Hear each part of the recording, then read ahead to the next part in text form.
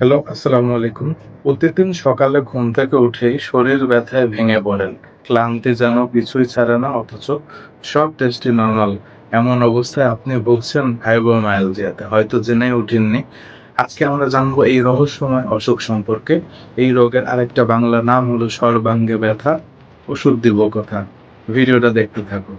এবার আসি ফাইব্রোমায়ালজিয়া কি? ফাইব্রোমায়ালজিয়া একটি দীর্ঘমেয়াদী ব্যথাজনিত অবস্থা যেখানে শরীরের বিভিন্ন অংশে ব্যথা হয় কিন্তু স্পষ্ট কোনো ইনফ্ল্যামেশন বা কোনো অঙ্গের সমস্যা পাওয়া যায় না।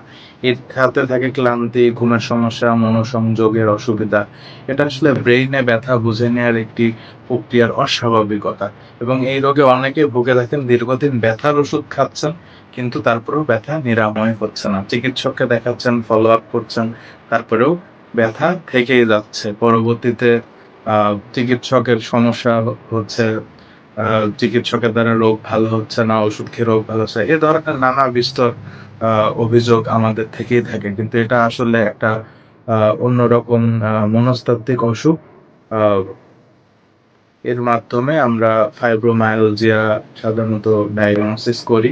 লক্ষণগুলো কি? ফাইব্রোমায়ালজিয়ার সাধারণ লক্ষণগুলো হলো সারা শরীরের ব্যথা, বিশেষ করে কোমর, ঘাড়, পিঠ, সহজে ক্লান্ত হয়ে যাওয়া, ঘুম থেকে জাগার পরেও ক্লান্ত অনুভব করা, মাথা ব্যথা, চোখে ঝাপসা দেখা, মনোসংযোগের সমস্যা। একে বলা হয় ফাইব্রো ফ্রগ। কখনো, কখনো হজমের সমস্যাও হতে পারে। পেশেন্টের কমপ্লেইন থাকে আমার সর্বাঙ্গে ব্যথা, আমার সারা শরীরে ব্যথা, আমি দ্রুত সুস্থ হতে চাই। ব্যথার ওষুধ দীর্ঘদিন খাচ্ছি কিন্তু কোনোভাবেই ভালো হচ্ছে না। কাদের বেশি হয় ফাইব্রোমায়ালজিয়া? ফাইব্রোমায়ালজিয়া যেকোনো বয়সে হতে পারে, তবে নারীদের মধ্যে একটু বেশি দেখা যায়। যারা ৩০ থেকে ৫০ বছর নারীরা আক্রান্ত হন। এটি মানসিক চাপ, ভাইরাল ইনফেকশন, যাদের ঘুমের সমস্যা, ডিপ্রেশন আছে, তাদের মধ্যে সাধারণত এ ধরনের ঝুঁকিটা বেশি হয়ে থাকে এবং এটা সাধারণত কিওর করা খুবই কষ্ট হয়। আ একটু ধীরে সুস্থে বিভিন্ন নিউরোপ্যাথিক ওষুধের মাধ্যমে আমরা এটা শান্ত চিকিৎসা করে থাকি। এবার আসি কিভাবে ধরা পড়ে। ফাইব্রোমায়ালজিয়া নির্ণয়ের জন্য কোনো নির্দিষ্ট টেস্ট নেই। সাধারণত যখন সব টেস্ট নরমাল আসে কিন্তু রোগীর ব্যথা, উপসর্গ, ক্লিনিক্যাল রোগ নির্ণয় করা হয়। সাধারণত ডাক্তারের বিভিন্ন আ চেক করা হয়। আমরা বিভিন্ন হিস্ট্রি নিয়ে এটার উপরে এনালাইসিস করি।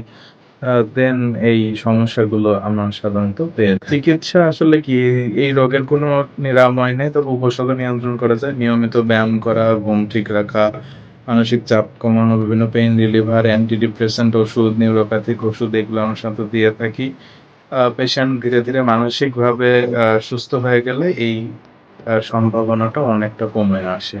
তো এভাবে সাধারণত ফাইব্রোমায়ালজিয়া আমরা আ আ চেম্বারে দেখি রোগী প্রায়ই আসেন কিন্তু ব্যথা ডায়াগনোসিস না করে এবং এমবিবিএস চিকিৎসকের পরামর্শ ছাড়া কোনোভাবেই ব্যথার ওষুধ সেবন করা যাবে না।